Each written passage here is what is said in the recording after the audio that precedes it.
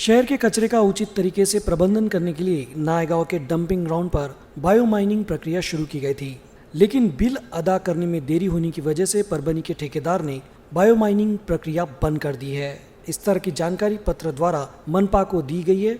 फलस्वरूप यहां पर कचरे के ढेर लग गए हैं। दुर्गंध की वजह से स्थानीय नागरिकों को परेशानी हो रही है और उनका स्वास्थ्य खतरे में आ गया है।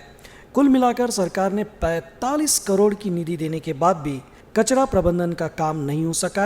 ये कटु वास्तविकता है। स्वच्छ भारत अभियान की तर्ज पर ये स्वच्छ महाराष्ट्र मुहिम चलाई जा रही है, लेकिन इस मुहिम की शहर में अनदेखी हो रही है। कचरे के प्रबंधन पर प्रक्रिया का उसका स्थायी रूप से खात्मा करने के लिए केंद्र तथा राज्य सरकार ने 2019 में ही महापालिका को 45 करोड़ की निधि वितरित की थी, जिसमें गायगांव के डंपिंग ग्राउंड पर भंडारण किए गए कचरे पर बायो माइनिंग के जरिए प्रक्रिया करना तथा भोड़ की जगह में बायोगैस परियोजना शुरू करना, इसके अलावा जिसमें गीले कचरे से बिजली का निर्माण तथा सेंद्रीय खाद का निर्माण करना भी शामिल था। इसके अलावा शेष कचरे को जमीन के भीतर गाड़कर उसका खात्मा करना आदि शामिल था।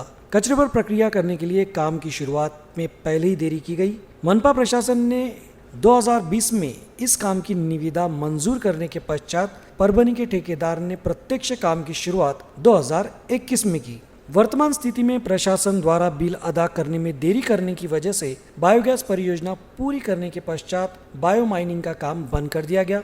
इसीलिए गांव के डंपिंग ग्राउंड में कचरे के अंबार लग गए हैं और सारा परिसर दुर्गंध से भर गया है।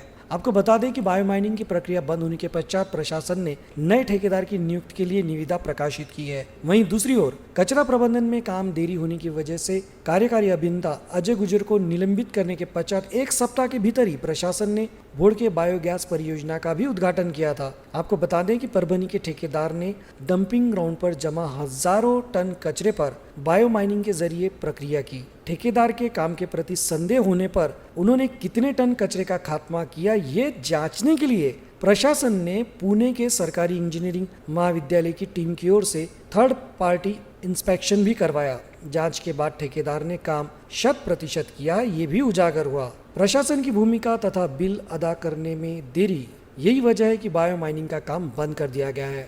आपको ये भी बता दें दर्शकों कि शहर की बढ़ती जनसंख्या तथा हर घर में निकलने वाले कचरे को ध्यान में रखकर मनपा प्रशासन के स्तर पर जोन निहाय कचरा भंडारण केंद्र शुरू किए जाने वाले थे, लेकिन बीते 3 वर्षों के दौरान अब तक जोन निहाय कचरा भंडारण केंद्र शुरू नहीं किए गए हैं। नतीजा ये है कि घंटा गाड़ियां भी कचरा लेने के लिए नियमित रूप से नहीं आती है और लोग खुले में कचरा फेंकने को मजबूर हैं।